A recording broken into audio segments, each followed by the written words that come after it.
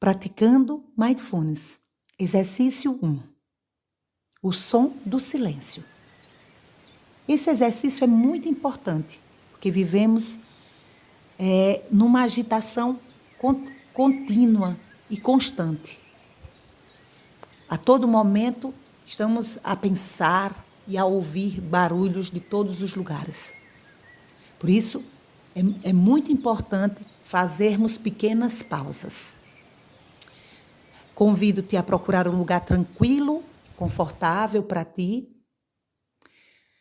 Faz 3 respirações profundas, inspirando calmamente pelo nariz e expirando gentilmente pela boca.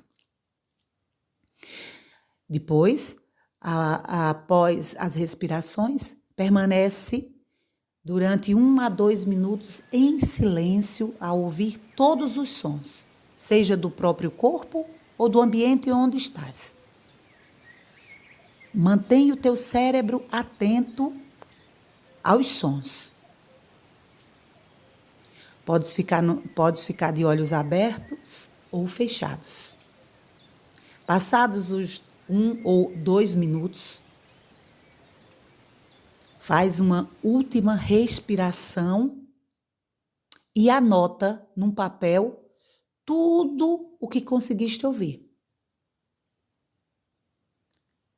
Gratidão.